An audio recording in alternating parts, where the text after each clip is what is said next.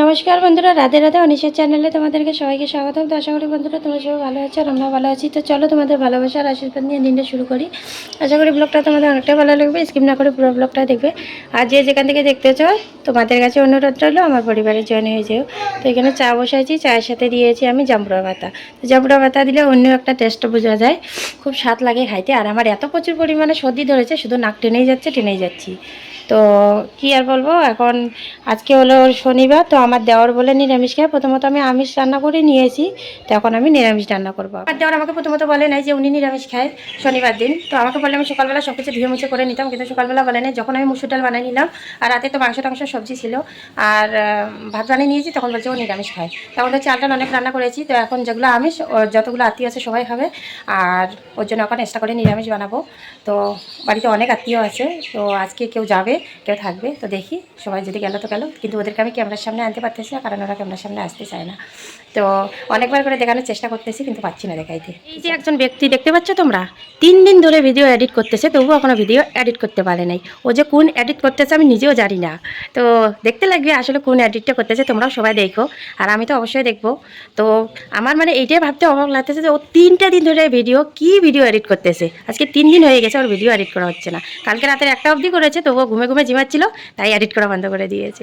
তো চলো, এখানে সকাল সকাল আলু কেটে রেখেছি ভাজা করার জন্য। তো যেহেতু এখন নিরামিষে বানাবো, তো এখানে এখনো ধুই নেই, ধুয়ে রাখবো একটুখানি জল। তো এইখানে দেখো এই যে মুসুর ডাল বানাইছি, আর এই যে রাতের মাংস ছিল, তো এগুলো রয়ে গেছে, কোনো খাওয়ার লোক নাই আমাদের বাড়িতে, কেউ খায় না। আর এখানে তরমুজ কেটে রেখেছি, এগুলো কেটে কেটে সবাইকে দিই।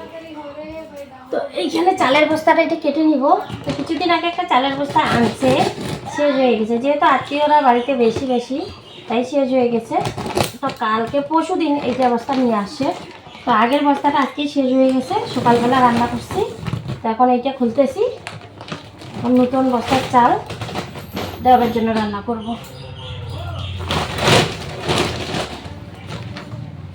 দেখো কি সুন্দর চাল।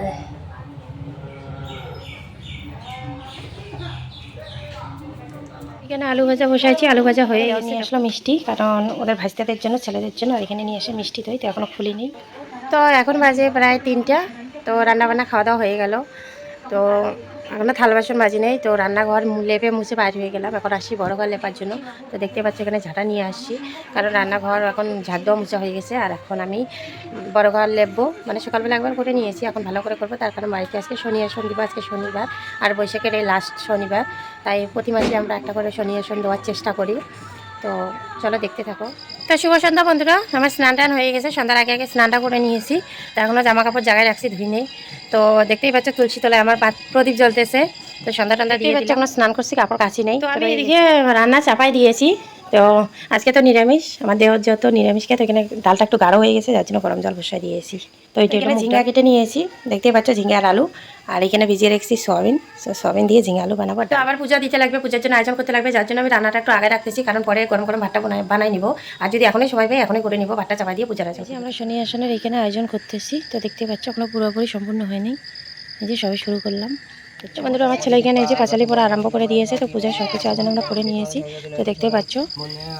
তো কিরকম হয়েছে সাজানিটা তোমরা সবাই কমেন্টে বলিও। আমরা এইভাবেই শনি এখানেও ফল কেটে রেখেছি, এখানে কিছু রেখেছি, এগুলো পরে প্রসাদের সাথে দিয়ে দেবো। দেখতেই পাচ্ছ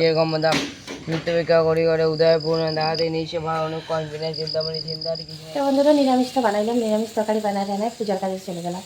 হঠাৎ করে দেখি এখন আবার নিয়ে আসে মাছ, তখন রান্না করতে লাগবে। তো মাছের কি বানাচ্ছি সেটা তো, এখানে মাছের তেল, মাছের ডিম, পেঁয়াজ টেয়াজ দিয়ে একটু ঝাল করে বানাচ্ছি। কাঁচা লঙ্কা এখানে রাখলাম মাছগুলো ভাজি করে, এখন যে যে খাবে ভাজি মাছেই দিয়ে দেবো। এখানে তরমুজ কেটে সবাই খাইলো, আদা রাখলো।